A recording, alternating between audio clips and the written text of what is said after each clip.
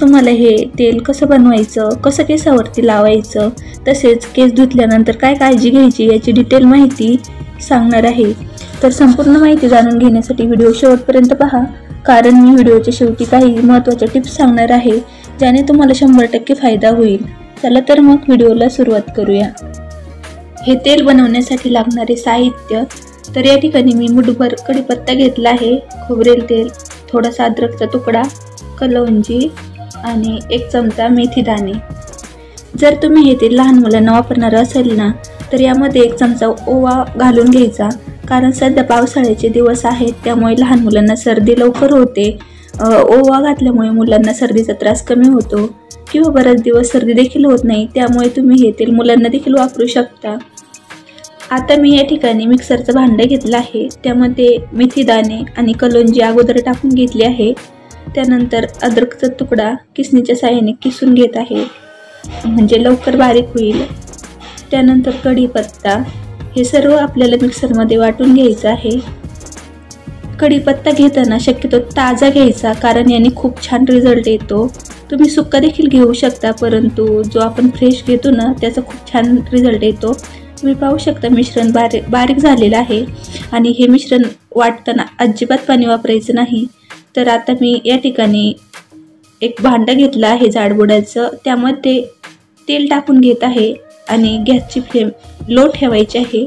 अजिबात गॅसची फ्लेम हाय ठेवायची नाही, कारण आपल्याला वस्तू अजिबात जाळायच्या नाही आहेत। हे सर्व आपल्याला मंद गॅसवरतीच बनवायचं आहे।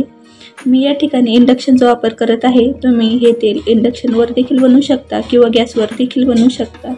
फक्त गॅसची फ्लेम हाय ठेवायची नाही, स्लो गॅसवरती हे आपल्याला तेल बनवायचं आहे। तेल हलके कोमट झाल्यावर हे कढीपत्त्याचे आणि इतर जे साहित्य घालून मिश्रण करून घेतलेलं आहे ना, ते अगोदर टाकून घ्यायचं व हे मिश्रण सतत हलवत राहायचं। आणि नंतर तुम्ही ओवा देखील घालू शकता, कारण मुलांसाठी हे तेल वापरलं ना तर मुलांना सर्दी होत नाही या तेलामुळे। हे तेल आपल्याला मंद आचेवर बनवायचे आहे। साधारणपणे हे तेल बनण्यासाठी 10 ते 12 मिनिट लागतात।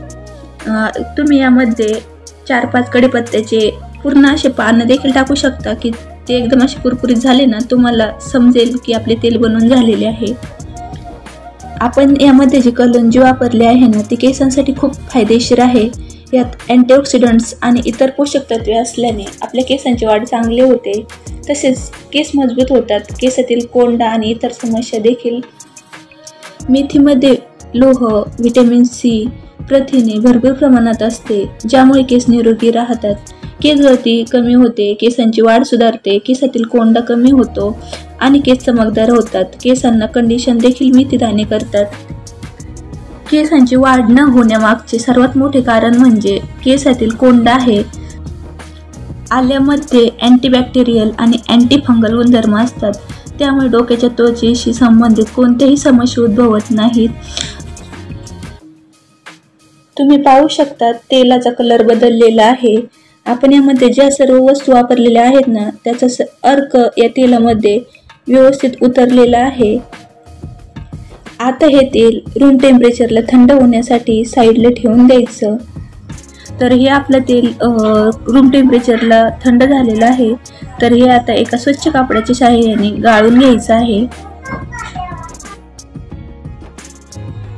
तुम्ही हे तेल जास्त क्वांटिटीमध्ये देखील बनवून ठेवू शकता, कारण याचा कुठलाही साईड इफेक्ट होत नाही आणि हे तेल लवकर खराब देखील होत नाही।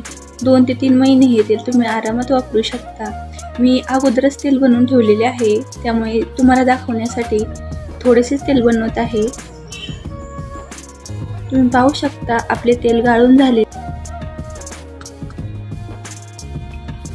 ज्या दिवशी तुम्हाला केस धुवायचेत ना तर त्याच्या आदल्या दिवशी हे तेल व्यवस्थित केसावरती लावून घ्यायचे आहे, किंवा तुम्हाला जर वेळ नसेल तर कमीत कमी 2 ते 3 तास तुम्ही केसावरती हे तेल लावून ठेवा आणि मग त्यानंतरच हेअर वॉश करा। केसांना तेल लावण्यापूर्वी केस व्यवस्थित विंचरून घ्यायचे आहेत, केसातील गुंता काढून घ्यायचा आहे आणि मग त्यानंतरच हे तेल केसांना लावायचे आहे। तर मी या ठिकाणी केसातील गुंता काढून घेतला आहे आणि केस 2 भागामध्ये डिवाइड केलेले आहेत। हे तेल तुम्ही कापसाच्या साहाय्याने किंवा बोटांच्या साहाय्याने देखील लावू शकता। संपूर्ण एरियावरती तेल व्यवस्थित लावून घ्यायचं आहे आणि त्यानंतर तेल लावून झाल्याच्या नंतर हलक्या हाताने मसाज करून घ्यायचे आहे। केसांना तेल लावण्यापूर्वी ते हलकं कोमट करून घ्यायचं आहे। नेहमी तेल लावायच्या अगोदर ते कोमट करून मगच लावायचं, म्हणजे मग ते छान केसामध्ये मुरतं आणि त्याचा खूप छान रिझल्ट आपल्याला स्काल्पवरती सर्व एरियावर हे तेल व्यवस्थित लावून घ्यायचं आहे। संपूर्ण स्काल्पवरती तेल लावून झाल्याच्या नंतर केसाच्या लेंथवर देखील तेल लावून घ्यायचं। हेअर ग्रोथसाठी बोटांच्या साहाय्याने हलक्या हाताने दाब द्यायचा, याने देखील हेअर ग्रोथ चांगली होते।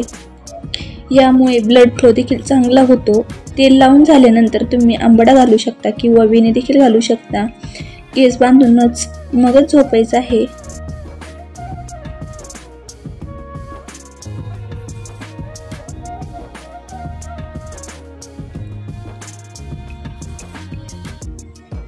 आय होप हा व्हिडिओ तुम्हाला नक्की आवडला असेल। जर तुम्हाला हा व्हिडिओ आवडला असेल तर व्हिडिओला लाईक, शेअर आणि चॅनलला सबस्क्राईब नक्की करा आणि ज्यांना कोणाला या व्हिडिओची गरज असेल त्यांना लिंक शेअर करा। व्हिडिओ पाहिल्याबद्दल धन्यवाद।